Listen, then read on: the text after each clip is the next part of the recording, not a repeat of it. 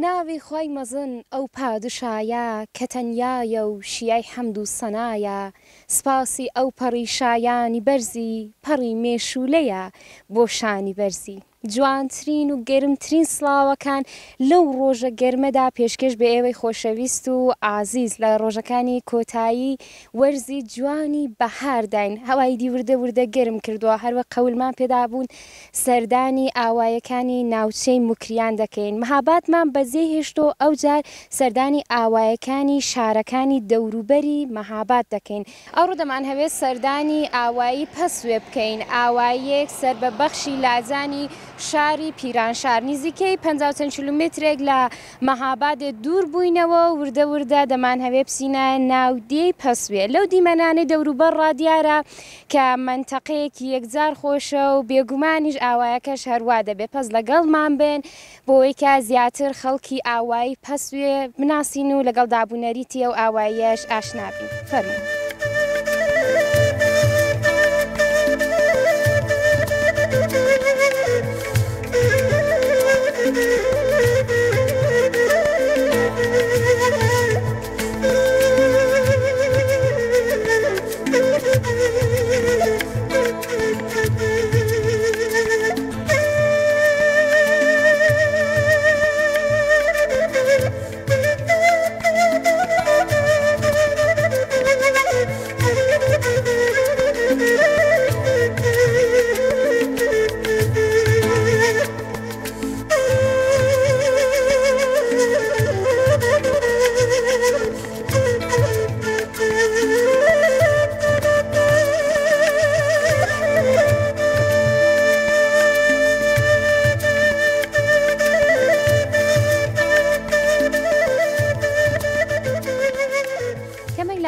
پەسوێ هاتیینە دەرێ لەو باغە دیتمە برا بە ڕێزەم خەریکی کارکردنە هاتی ماندوونەبوونێکیان ئەرز بکەین و هەندێکیان قسە لەگەڵ بکەین کاکەجان ماندوو نەبنەوە قال و ساغ بێ ئینشەڵڵا سپاست دەکەم جەنابیشتان ماندوو نەبنەوە بەخێربێن سەرچاوم زۆر بەخێراتن سەرچاوم زۆر سپاس چاو خۆش بێ ئینشەڵڵا لە بن نیسەی کێپری وردە وردە شکو بڕک بە خەولی کابرا دەڵە فێنکایەک هاتیش بەسەرمەدا بەڕاستی گێرمایە یاکەجان دەکرێت خۆتان بناسێنن ئەمن ئەنوەر ڕستگار خەڵکی ئاوایی پەسوێ تەمەن و چەندە کاکەجان حدوداً 40 ساڵ تەمەن درێژ و لەش ساغ بن ئینشەڵڵا خەریکی چ کارێکن کاکە وڵای شغڵی ئەسلیم ئەلبەتە هەرتووکیان هەر حاشیەنە دوو شغڵم هەنە یەکیان کەشاوەرزیە کە ئەو باغەیە و قسمەتێکی دیکە زەمینی زەڕاعیە هەمیش بۆنگایەکی معاملاتی ئەملاکیشم هەیە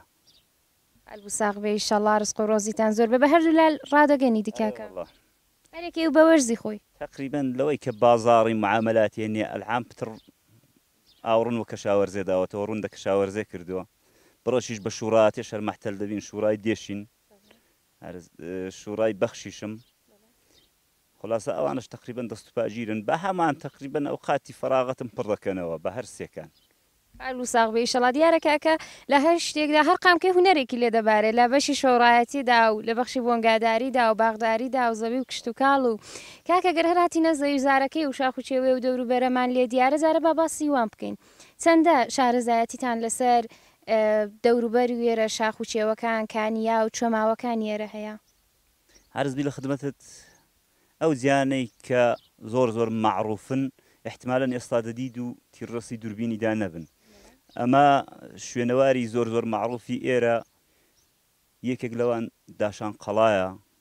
یەکێک لەوان کە ئەو تەپەی نێو ئاوایی دێ لەوانەیە جنابتان دیبتان داشان قەڵا ئاسەوارێکی خولاسە تاریخی و نەمادێکی بەرجەستەی لە حکوومەتی ملوک و تەوایفی لێ دیارە کە بۆ خدمەتی پەسوێ تقریبا ئیشارەیە بە خدمەتی یەکجار زۆر لە مێژی پەسوێ قەلعەیەکیش کە لە نێو دێیە ئەویش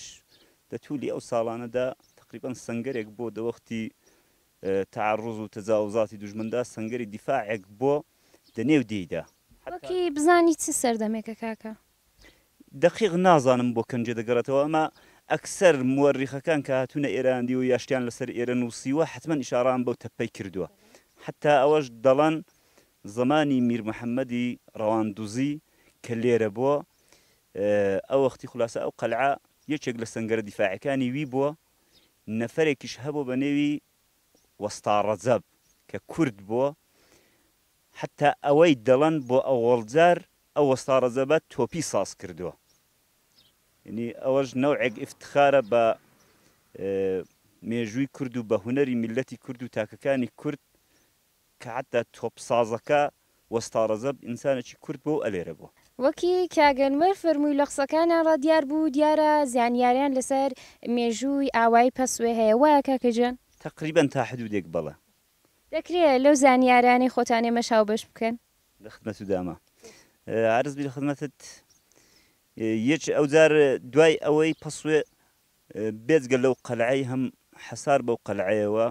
زیندانێک یەکجار زۆر گەورەی لێبووە مە دیارە ئەوانە هەموو دلیل و بەڵگەن لەسەر درێژایی مێژووی پەسوێ و ئەهەمیەتی پەسوێدا تاریخدا زیندانێک یەکجار زۆر گەورەی لێبووە کە ئەنگۆ احتمالە نەچوبنە سەرکانە زنجیرسی بەداخەوە ئێستا ئیشک بووە دەنا ئەو کانە زنجیرسێت دەوەسەتی زیندانەکەی پەسوێدا بووە زیندانێک یەکجار زۆر گەورەی لێبووە ئەو وەختی زمانی حکوومەتەکانی پێشوو. عرض بی لە خدمەتت بۆ باقی شتەکانی دیکەش ئاسارە مێژوویەکان یەکێک لەوان ئەو بەردەی جۆزەیە کە احتمالەن دووربین بشتوانێ هەڵیگرێتەوە دوایە بەردی جۆزەیە. بەردی جۆزش داستانی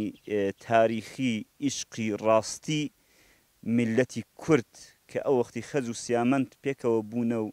ئیشقی واقعی و ڕاستی وانە هەڵوەدای سەرشاخی کردوونە لە هەموو شتێکی گوزراون تەنها بەوەی کە بەیەک بگەن. ئەوەش حەماسەیەکی تاریخی ئیشقی ڕاستی میلەتی کورد دەگەیەنێ کە لەو بەردەی جۆزێ بووە. بەردی جۆزەش تقریبان دەتی ڕاستی دووربینیدا دوا دەتوان بە کامێرایەکەی هەڵیگرنەوە. یەکێک لە جێگەکانی دیکە قەڵاتی شایە کە احتمالەن نەتوانن بچن. قەڵاتی شای حتا و بەحسە لەسرە دیارە تاریخی پەسوێ تا ئەندازەیەک اختلافاتێکشی تێدایە.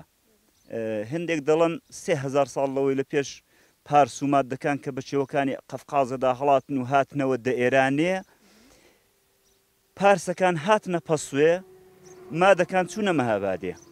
ئەوە تاریخ تەمەدونی مەهاباد دەیڵا کتێبێکە بنەوی تاریخ تەمەدونی مەهاباد. پارسەکان هاتنە پەسوێ و مەرکەزیەتیان کردە پەسوێ و ناویان نا پارسووە. پارسووە خلاصە دیارە هەر لە کلمەکەی ڕادیارە پارسەکان لێرە بوونە و مادەکانیش چوونەتە مەهابادی فعلی ئەلعان ئەویان ئاوادان کردوێتەوە. بۆ مەکانی تەفریحیش قەڵاتی شای کە لە تاریخدا بە قەلعەی پەشتوو مەشهورە. پەشتوو مەشهورە بەڵێ بەو نێوەی نێوبردراوە کە هەمان قەڵاتی شایە بۆتە مەرکەزی تەفریحی تابستانی فارسەکان ئەو وەختی. دوایش وردە ورداوان مازرەتیان کردو و نێوەکەش وردە وردە هەر اختصارەن کورد بووتەوە و هەتا پەسوێی لێ ماوەتەوە. دەشکرێتی ئەوە احتمالێکە دی دەکرێ پەسووە تقریبان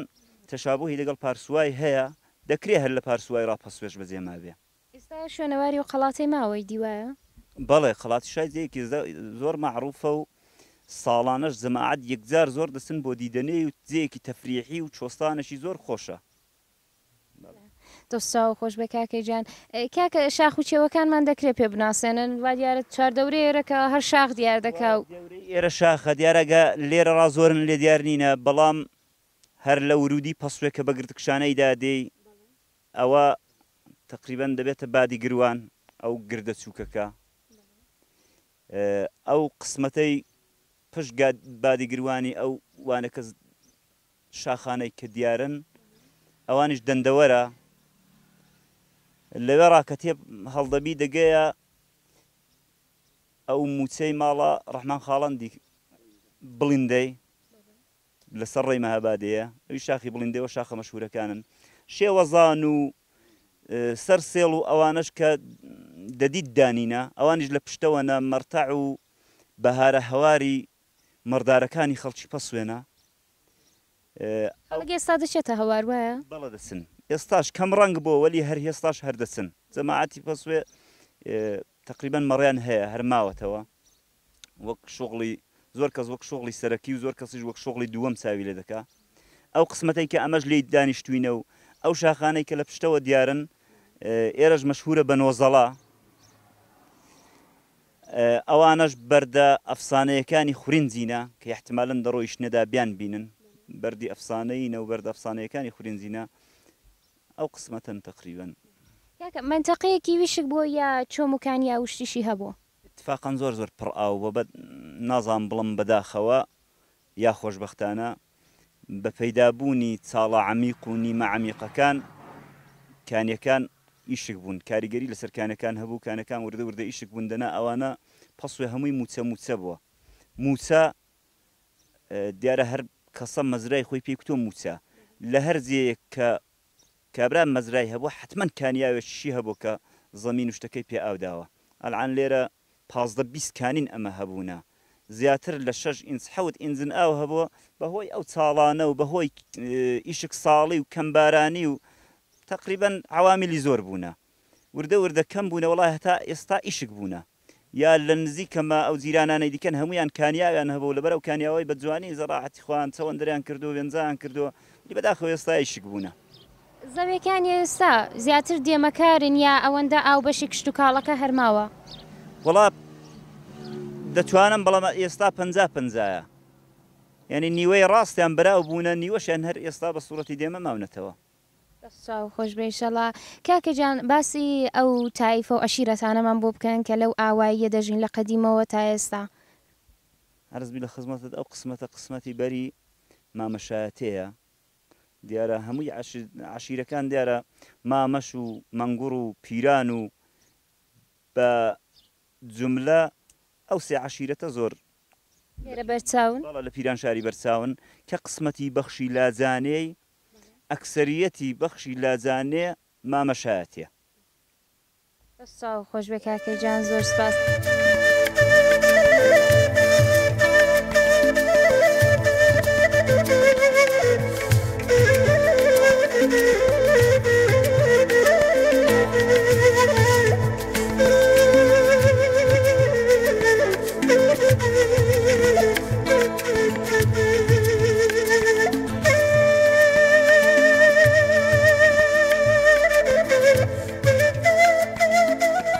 سلام عليك باشیش کوردایجان سلامت خلابرت بيلا ماندونا بن قالوسا سلامت براستا باشي سلامت نيوتان سدايجان امني وماشي عايشة جان تمنو سندا والله نازم ابون بير مو صدام تمن تصدق باشا بير بيت سندا بي تقريبا نازم بخوي شو صال دبي 50 صال 50 بتر مادي يا براك زحيل كاينه ولا نص صال حلكوا قلب الصاغ ان شاء الله زحيل شي خليك سندا اخري بشكني نوا يخوت انا اخريا خانم ستانا وزيرانين زیران دەستە خوشکنی دی دەستە خوشکن هەمیشە یارە دیدی یەکتر دەدەن خەلو ساخ بێ یا ڕەبی دەدا باسی خوریەمان بۆ بکەم بزانین کەنجێ بێسلا لە مەڕی دەیبڕنەوە و چی لێ دەکەن دەیشۆن و دووە بەهاران دەیبڕنەوە بۆ خۆتان دەیبڕنەوە یا پیاوەکە پیاوەکان دەبڕنەوە کەنجێ دەیشۆن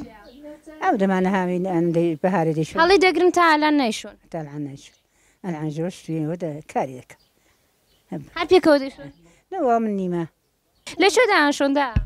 لە کانی ڕەشی لە کانی ڕەشی ئەو شوێنێکی ئێستا دیتمانەوەندە پڕاوە ماشەڵڵا خوڕەکانیش دەبەنەوێدان لەوێدان شوێن چۆنیان دەشۆن بە تەرەختۆریان دەشوێنێ و بەراقی چۆن بە تراکتۆری ڕا دەخین تەرەختان سەر ماشەڵڵای دی بەڕاستی پێشکەوتوو بۆ قەدیمەوە دێمزانم بە کوتێکی دانیشتو دەڵێن ڕان دەخەن تراکتۆر بەسەران تەرەختان بۆیان دەشوە خام و خان من الحان بە چەند ڕۆژ تەواو دەبێ خوری پشکنینەوە والله جابەستگی بە خوریەکە ئەگە زۆر بیە ئەوەش 2 ڕۆژ 3 ڕۆژان دەگرێت کەمیش بێ ڕۆژی ئەو خوری چی لێ دەکەن دووە هەر بە خۆتان کەڵکی لێ وەردەگرن یا دەیفرۆشن نەوەڵڵا دەکەینە باڵنس دەکەینە دۆشک هەر بۆەوەندەیە نایڕێستنی چی ناوەڵڵا ناڵە ئەم چاشێ بەرماڵە دەیە دابی ڕستنچی لێ بکە هەر بۆ داجانە گۆژ هەان نایڕێستن و نایکەنە چارشێ و بەرما ئەنەوەڵە چی چەرشەی دەوێ بۆ کەس نایهێ نەوەڵڵا باین لە چی داڵدەگرن بان دەستی دەندرێ بۆ خۆت نازانی کان هەڵاسیەوە بە کۆلکەدا کۆلکەدارەکە من زیران جێنۆنە هەڵاوەسراوە نۆنوبانەکەی لێ دەوێدێنێن دەڵە بێزنان قەدیم شتو لێ دەستنی ئەریاوە هەموو شتێک ستان لێ دەست و ئەدەی چارشێ و بەرماڵ و بەڕە و تێڕ و ئەو هەموو دەکرات ئەلانەوەنە کەس پیاوەکان هیچ کەڵکیان لێ وەرناگرن پیا دەڵاوە الحانەوە کوڕیەوە هات بوو ئەوە بۆچی ئەسن هەسن ئەوە بۆچی دەبێ وە قوربان یعنی حانەر بە خودی خوریەکەش ناڕاحەتن سەهلش دەکرێت ێکە هەم کوڕات و دێکووەکەوە بوو ئەوە چێ لێرە داناوەسن ئەوە پیاو نانێ ئەلان شتێکیان ناوێ خال بوساق بێ ئیشەڵا ڕۆژێک وڵات خاوێنکردنەوەیە کەوچێژ لە نانێکەوە ئەوەیە هیچی دیش هەر خال بوساق بێ یارەبی چەوەندەریەوە چەوەندەریەوە ئەوە هەیەتی ناچن یارمەتیان نادەم بۆ کاران ناچین ناچن ئەلعانەکانە خەڵک دڵی ناژنی بنێتە مەزرایە ئەدی بە قورباندا ژنەکانی راپەز وەکو بڵم وەکو لادیەکانی دیکە یا بڵم وەکو قەدیم زۆر سەرکارن لەگەڵ مەزرا و لەگەڵ کارەکانی پیاوان نیە زۆر وانێک دەنا وەکوی شاری هەر دەستی دەگرن و تفعلانی هەڵ ئیشاری وەکو مشات کارێش بکە نەستم بێ ناوایەکەم گەڕەنەنگۆ ئەوەش ناکەنی دی ئاماژنەوەی هەر خال بوساق بێ یارەبی مەمنون دەست و چاو خۆش بێ ماندوو نەبنەوە سێزادە خانم فەرقی ئەو خوریانە چێ خوری ڕەشە و ئەو ڕەنگە بۆرەیە و خوری سپیە و چ فەرقیان هەیە والله الحين هیچ فرقیشیان نییە قەدیم فەرقیانە ئەرێ وڵات جارا بۆ بەرماڵێ دا ڕستن ڕەش و سپێکە جودا مەسەن سپێکە بە جودا ڕەشەکە بە جودا ئەلحانەکانش وڵای هیچ فەرقیان نییە ئەدی ئەو ڕەنگەی دیکە ڕەنگێکی تقریبان تووسی ڕەنگێکی بۆریان تێدا ئەویان بۆچی کەڵک لێ وەردەگرت قەدیم والله هەر بۆ چارشیوەیە ڕەنگیان دەکرد بۆ خۆتان ڕەنگ و دەکرد ئەرێ وڵا دانکردە ماشە ڕەنجیان دەکردە نابۆ حتی دی بۆ خۆتان لە بەڕەنگی تەبیعی لە ماڵە ڕەنگ و دەکرد یا نا دامبرد ڕەنجیان دەکردی هەتوو شت پێدەچنین شتی مەسن چارشی و بەرماڵدە نانەوەله ئەدەمی گۆری گۆرەوێ و تۆزلیق گۆری و مەسن دۆڵاق و گۆری و جورشتان ئەلان ناچنن ناوەڵا الحان کەس ناچن کوڕەکان منداڵەکان بۆ جوانیش لەبەری ناکەن ناوەڵای کەس دەبەر ناکە حیفێوەنە وڵای جا دەبەر ناکەن دەست و ساوە خۆش بە خوشکە جاماندینەم زەوی و زارتان هەیەنگۆ ئەرێ وڵا دی ئەنگۆ یاریدە پیاوەکان ناکەن بەرێوەڵا نەکوتێن لێرە ژنەکان یاریدە ناکەن زۆر کەمتر یاریدە دەکەن بۆ بژارشتی بەرێوەڵار دەچین ئەرێ وڵای بۆ بژارێ دەچین بۆ نۆکان دەچین ئەو فەسلای دەچن ئاخری بەهارێ وڵای ئەرێ وڵا ئاخرمانجی بەهارێ ئاخرمانجی بەهارێ دەچین حال بوو ساغ بە ئیشەڵڵا یا ڕەبی ڕسک و ڕۆزیتان زۆر بێ بە دەرد و بەڵا بن دەست و چاو خۆش بێ ئەوەش خوری پشکنینەوەیەک بوو ئەلبەتە نازانم بۆ مساڵەن لە دەوری خوری بوومە وەکی دیکە لە دیاندیمە بۆنی زۆر داخوریەکان ێرە بۆنیشیان نایە تونێ ماشتون بەڕی خوریەکە زۆر چاکشۆرە خوری ئەسڵا دەست و چاو خۆش بێ قال و ساغ بێ ئیشەڵڵا مەمنون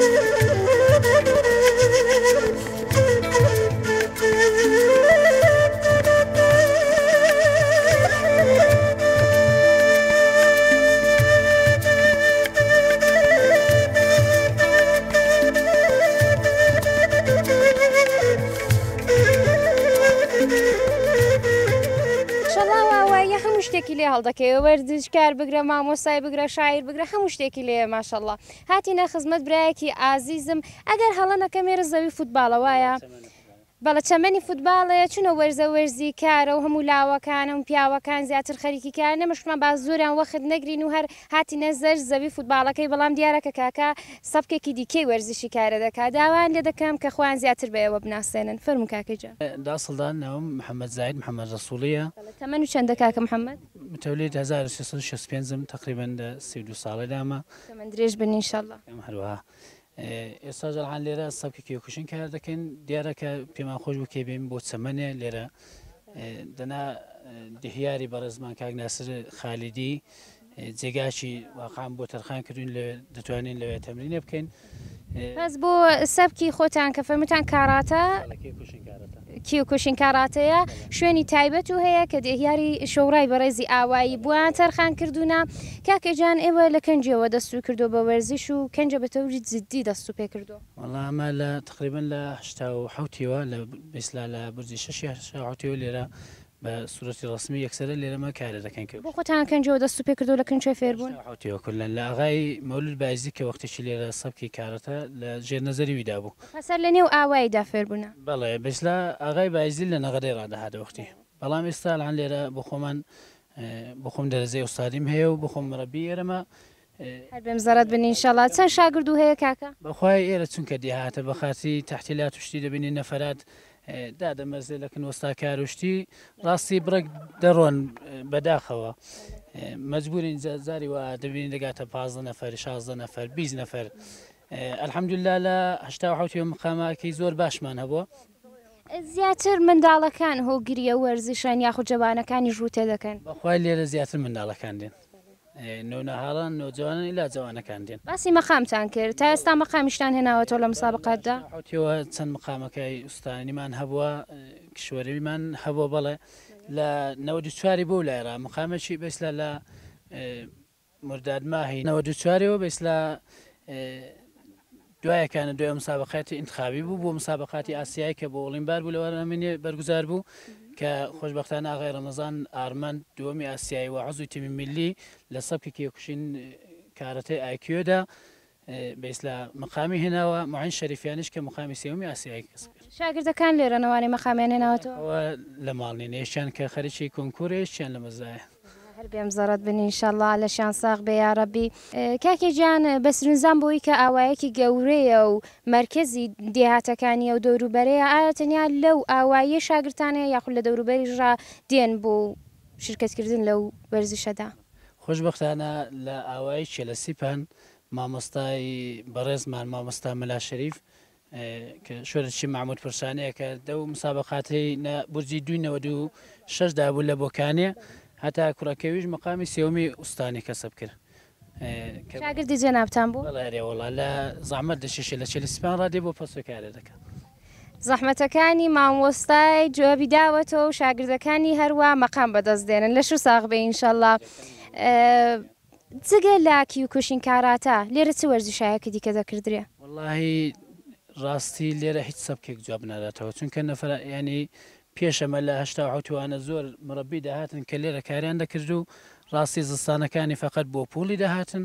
دوای خران دەکردەوە دەوای لە هەرکە هیچ کەس بەقای بە وەرزش نەمابوو لێرە هەتا الحەمدوللا ئەمە لە 1970 توانین لێرە سەبکی کێکوشین دامەزێن کە لە 1970 یەکسەرە بەرگزار دەبێت لێرە. کاراتە ماشەڵڵا هێزێکی زۆری دەوێت لاو و منداڵ و پیاوی کوردیش ماشەڵڵا هێندە بە هێز و قاوەتنەوەی خوددا دایناوە بۆ وەرزشی کاراتە. زەوی فوتباڵەکەتان کەڵکی لێ وەردەگرن کاکە؟ بەخوای ئاغای دیهیاری بەڕێز قەولی پێداوین بێسلا حدیقل چونکە جێگاکەمان چووکەیە بتوانین بین لێرە بۆ تەمریناتی نەفەس و بازە تەمریناتیشی بین ئێرە بۆ کاتا و تکنیک و ئەو جورە شتان بچینەوە نێو باشگاکەمان بەڵام بەداخەوە یانی هەچەند کە ئاغای خالیدی زۆری زەحمەت بۆن چێشاوە بەڵام ئێستاش بەڕاستی وەسایلمان کەمە مشکلاتمان زۆرە بەڕاستی ینی ئەمە دەو کەم ئیمکاناتی داتوانیمانە دوو نەفەری قاهرمانی ئاسیایمان هەبێ بخۆی ینی بەڕاستی جێ شانازیە ئەستەن هیچ ئیمکاناتێکمان نییە لە چاو پیران شار مەهاباد نەغەدەوانە ئەسڵانمە هیچ ئیمکاناتێکمان نییە. بەلوتفی خدای و لە سایەسەری جەنابتانەوەیان لە شو ساغ بێ ئینشەڵاگە فەرمایی شتێک ماوە دە خزمەتتان دەین. گۆش خۆش بێ دەستایە ولاش خۆش بێ دەست.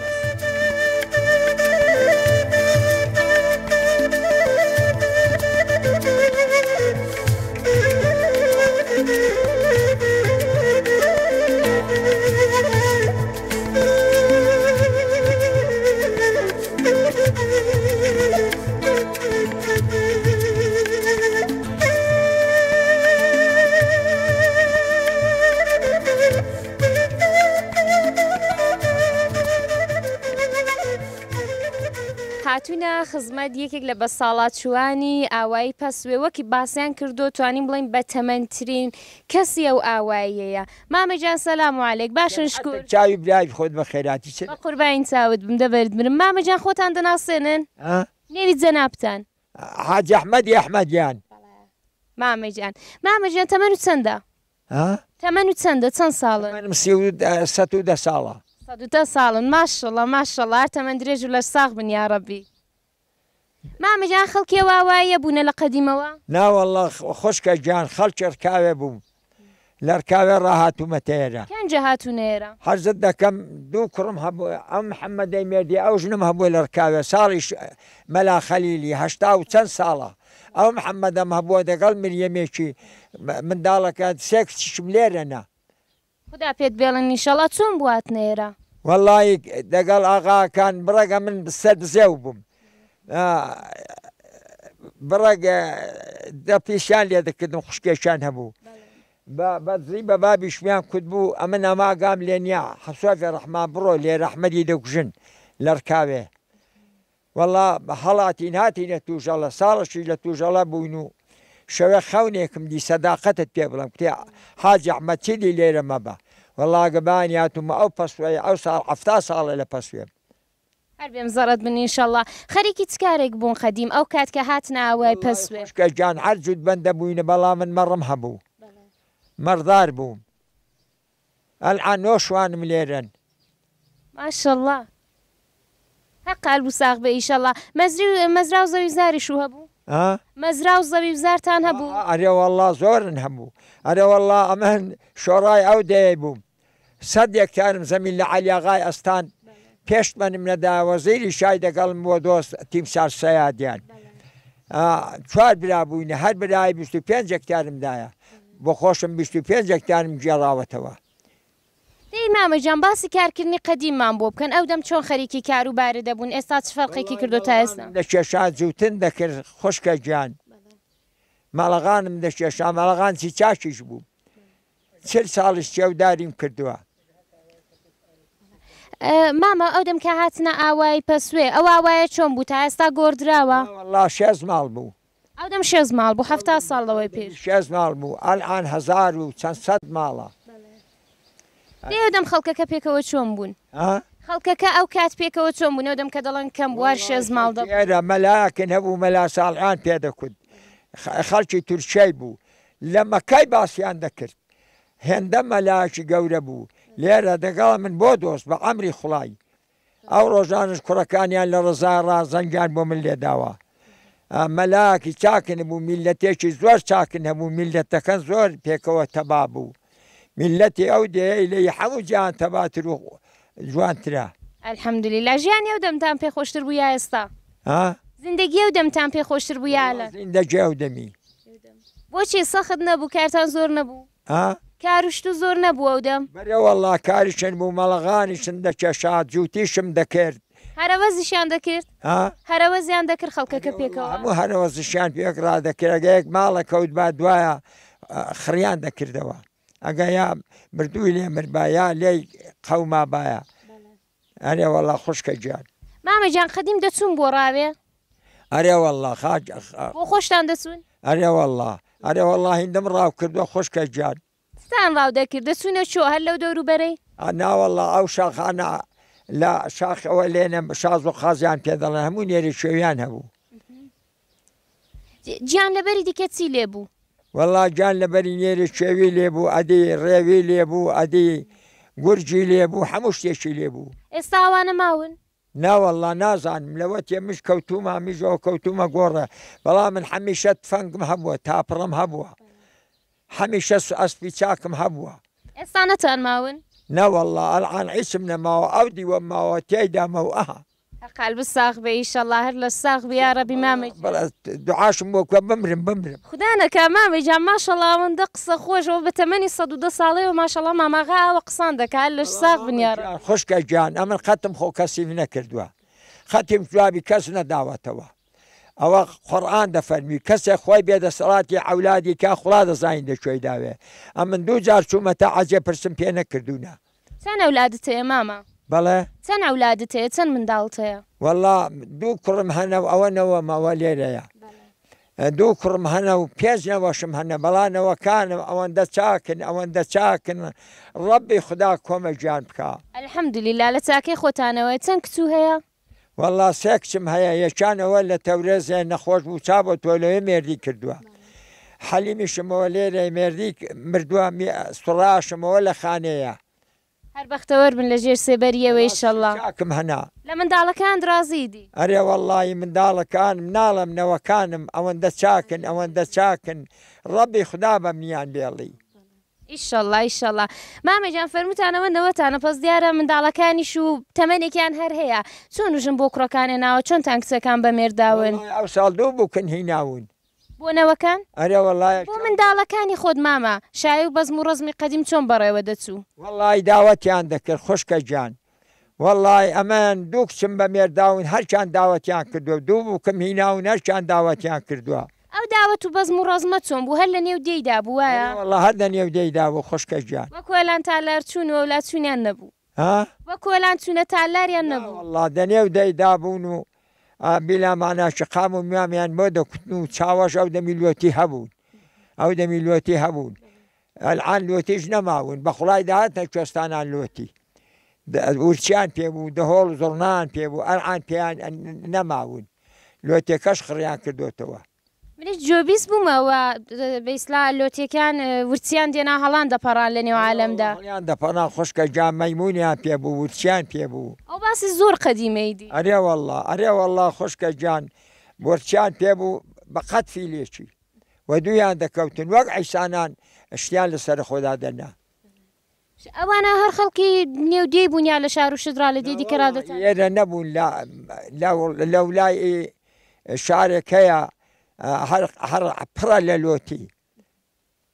شایەکانتان چەند ڕۆژ دەبوون ماما شایەکانتان چەند ڕۆژ دەبوون خۆشکە گیان 5 ڕۆژ 6 ڕۆژ دەبوون 6 ڕۆژ ئەرێ وەڵڵا ئاشپەز وشتو نەدەگروە گەران کاسە و سفرە دەهاتوو دەچوو ئاشپەزن هەبوو یعنی قەدیمیش ئاشپەزیان دەگرت ئەرێ وەڵا قەدیمیش ئاشپەزیان دەگرت ئەگە ئاشپەز نەبا ئەو شێوە بۆ لێرەندرا کاسە و سفرە لێرە نەبوو مۆد نەبوو لێرە کاسە و سیفران دەجێرام فلانە ماڵ جیرانەکە بۆی دێنە سفرە هەبوون خوشکە گیان هەرچی جیران بوو بووان دەنار ئەدی بۆ ئەوە بەسی شایەکەی بۆ دی کاتیشین خاناخا هەر ماڵی مردووی هەبووە و لای هەبوو خەڵکەکە پێکەوە چۆن بوونەوە کات ماڵێک سەرخۆشی خوشکە گیان ئەوەندە پێکەوە چاک بوو نەگە ماڵێک مردووی لێ مربایە هەمی شەو دایم کۆمەگیان دەکرد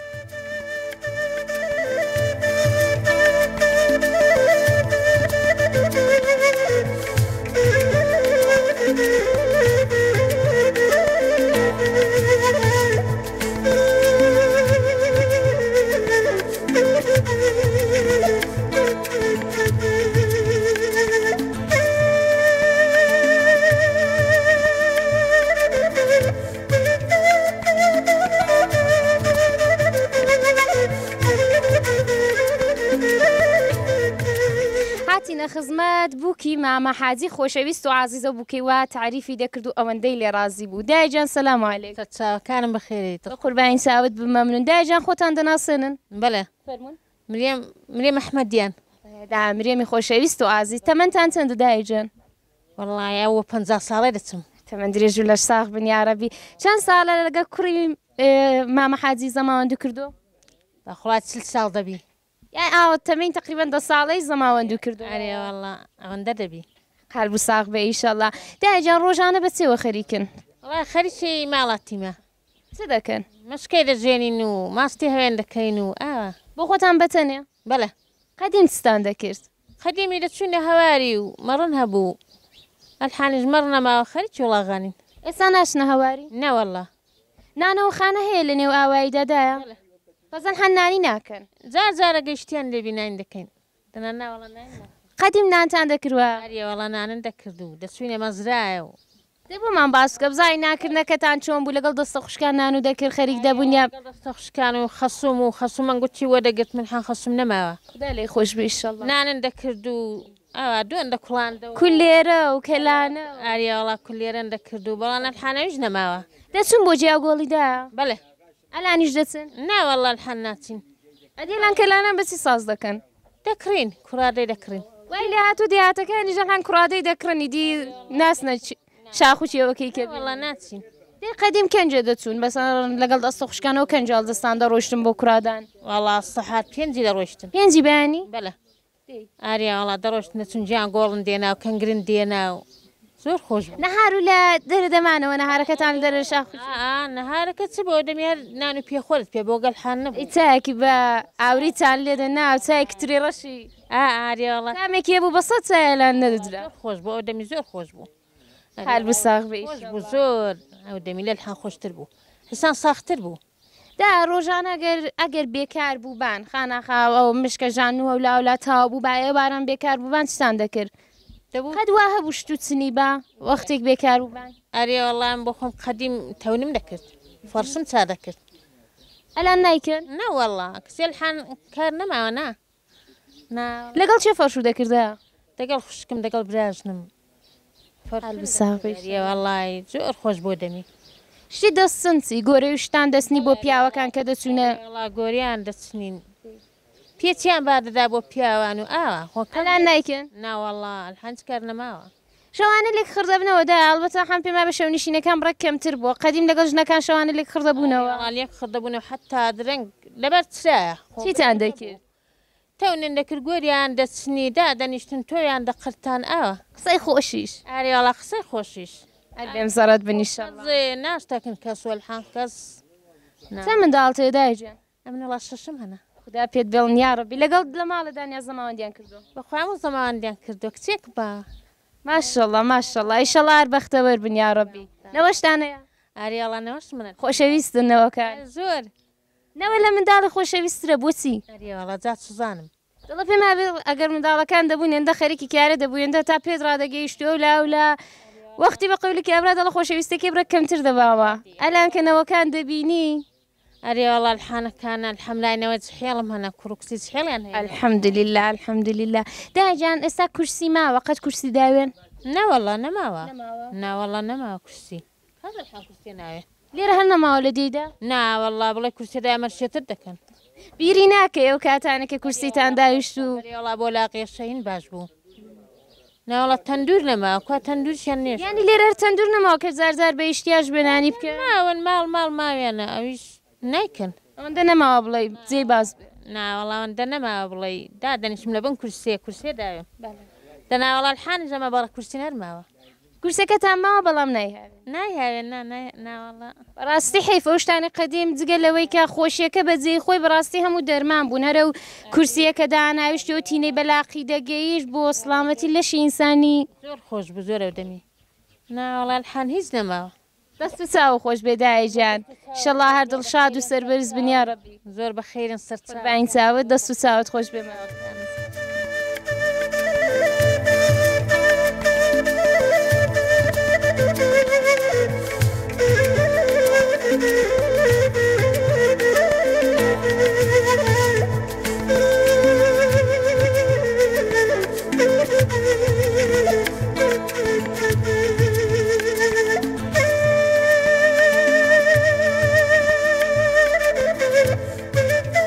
باسی ساخت و ساز و کێرەسەکانی کە بۆ خانوبەرێرە بەکاریان هێناوەکی کوتم زۆر ئاوایەکی پێشکەوتوێ دیارە زیاتری بە خشت و بلوک و چیمەنتۆ سازکراوە جا کاکەیان پێ ناساندم کوتیان وەستاکار بۆ لە قەدیمەوە کاری بەنایەتی کردو کاکە جان سەلام عەلەیک عەلەیکە سەلام بخێری زۆر سپاس کاکە جان خۆتان دەناسێنن من سولەیمان قوربانی کاکە سولەیمان جان تەمەن و چەندە وەڵا 70 ساڵ دەبم درێژ لە ساغ بن یاڕەبی کاکە کوتیانەوە کاری بەنایەتیتان کردو ئێستاش دەیکەن ئەلان نەوەڵا کەنجە دەتان کرد وەڵا ئەو زەمانیە من دەم کرد ئەو دەمی هەر بە بەردی بوو بە قوڕێ بوو بە خشتی گەڵ بوو بە مۆرەی بوو ئەبەوانی خانومدادن بناغی خانۆکانی پەسوێتان داناوە پەس وەڵا هەموو کاکە سلێمان دایناوە هەرێ وەڵا زۆرم داناون دوسێ ساڵان چوومە پادگانی لەوێم کار کردووە ئەلان خانوبەرەکان زیاتر بەسی ساز دەکەن وەڵا العانەت خشتەیە و بلوکە و شناژە و تیرە خانووی بە بەردوشتی لێ ماوە تاقتاق ماون کاکە جان مەسەلەن داهاتن خانوویەک و دادەنا بۆ بنەماڵەیەکی 4-5 نەفەری ئاڵێک بوو پێشخانەیەک بوو مەسەن دیوێکی خابێک بوو داتاندنا حەسارێکی بوو چەند ڕۆژی دەکێشە وەڵا 5 ڕۆژی دەکێشە 5 ڕۆژ جارێک مناخکەت بە بەردی دادەنا جا دوای ژەوی دیکەت یان بە خشتی گەڵ یان بە خشتی سوور یان بە بلوشی دادەنا و دوای زۆر قەدیم بە بەردی دادەنا دیوارەکان حتا 2 میتر حتا 3 میتریان بە بەردی دادەنا هەر بە بەرد و بە قوڕێ میچەکە سەربانەکەتان بەچیدا دەپۆشی ئەویش بە داریدا دەپۆشە یان تەختە یان بۆرێن پێدا دەدا و ئاڵاش و شتیان تێدەکرد و بە قوڕێ سواق دەکرا ئەدی پەنجەرە و شتەکەەوە بیرتان دێ و زمانێک کە ئاسن و شت وەگەلان نەبوو پەنجەرە و شتیان لە چی تێدەگیر ناوەڵا بەداری بوو پەنجەرەکەی بۆ خۆتانەوە دەربیزە و دەلاقە و شتتان ساز دار هەبوو نەزار دروستی دەکرد بەداری تێن دەگرت و چاچی خۆ دەگرت کاکە ئەو خانوبەرەی قەدیم خۆشتر بوو یا ئێستا زندگیکردن دەوانە چیان خۆش ئەلحان خۆشتر نەمای قەدیم چونکە بە خشتی گوڵ و بە مۆرەی بوو جستانانیش گەرم بوو هاوینانیش فێنک بوو زیارە و دەم خۆشتر بۆ کۆران کۆلێر و کوورە و سۆبەوانەی نەدەوێت نەبوو نا هیچ شتێک نەبوو نەوەڵڵا دەست و ساو خۆش بە کاکەجان زۆر سپاس.